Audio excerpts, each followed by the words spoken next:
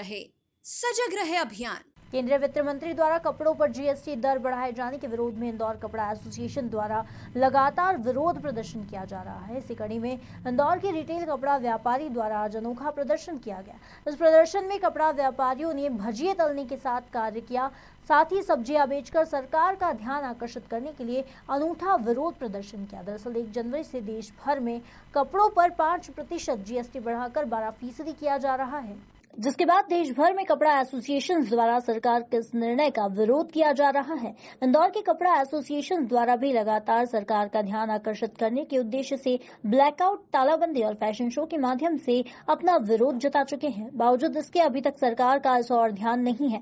तो वहीं रिटेल कपड़ा एसोसिएशन के अध्यक्ष अक्षय जैन ने बताया कि सरकार विदेशी कपड़ा बेचने पर जोर दे रही है। एक समय हुआ करता था जब इंदौर शहर गारमेंट का हब हुआ करता था। अब इस बढ़े हुए जीएसटी के बाद बेरोजगार होने पर मजबूर होगा। सरकार को यह जताना चाहते हैं कि सरकार स्वदेशी धारा से बनी सरकार है। स्वदेशी व्यापार को बढ़ाना सरकार का मूल उद्देश्य रहा है, लेकिन आज इसके विपरीत सरकार निर्णय ले रही है।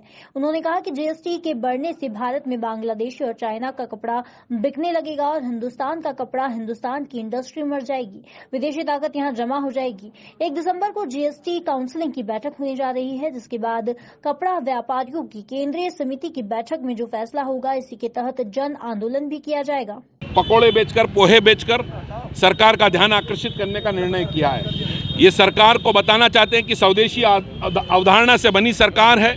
स्वदेशी व्यापार को पनपाना सरकार का मूल उद्देश्य रहा, लेकिन आज ऐसा उससे विपरीत हो रहा है। इस जीएसटी के बढ़ने से भारत में बांग्लादेशी और चाइना कपड़ा बिकने लगेगा, हिंदुस्तान का कपड़ा, हिंदुस्तान की इंडस्ट्री मर जाएगी, विदेशी ताकतें यहाँ जमा हो जाएगी। हम उसका विरोध कर रहे हैं क्योंकि हमने हमारे सदियों से हमारे पुरखों ने विदेशी कपड़ों की होली जला के इस सरकार को बनाने में अहम भूमिका निभाई। हम अपनी ही सरकार से, हमारे ही अपने प्रधानमंत्री से हम आग्रह करते हैं कि हमारी तरफ सुने, हमारे व्यापार को बचाएं। 12% जीएसटी हमें कतई मंजूर नहीं होगी।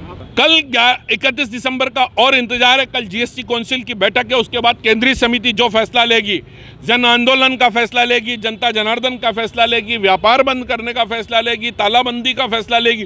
जो फैसला हमारी केंद्रीय समिति करेगी उसके मुताबिक इंदौर रिटेल गारमेंट एसोसिएशन भी चलेगी। आज आपने किस तरह से विरोध किया है? आज हमने सब्जी बेची है, पकोड़े बेचे हैं, पोहा बेचा है। हम सरकार का ध्यान आकर्षित करा रहे हैं कि कहीं आपकी ये जो 12% की अवधारणा लागू करने जा रहे हैं, इससे हमारा धंधा बर्बाद हो जाएगा और हमको सड़कों पे आना पड़ जाएगा। हम लोगों को रोजी रोजगार देने की स्थिति में नहीं रह पाएंगे, खुद का पेट नहीं पाल पाएंगे। अक्षय जैन, अध्यक्ष, इंदौर रिटेल गारमेंट एसोसिएशन। ये थी हमारी खबर, और आइए सतर्क रहे सजग रहे अभियान को जन गण मन तक प्रसारित और पल्लवित करने वाली हमारी संवाद और सहयोग की पत्रकारिता से जुड़िए। Detective group report news channel को लाइक, शेयर और सब्सक्राइब कीजिए।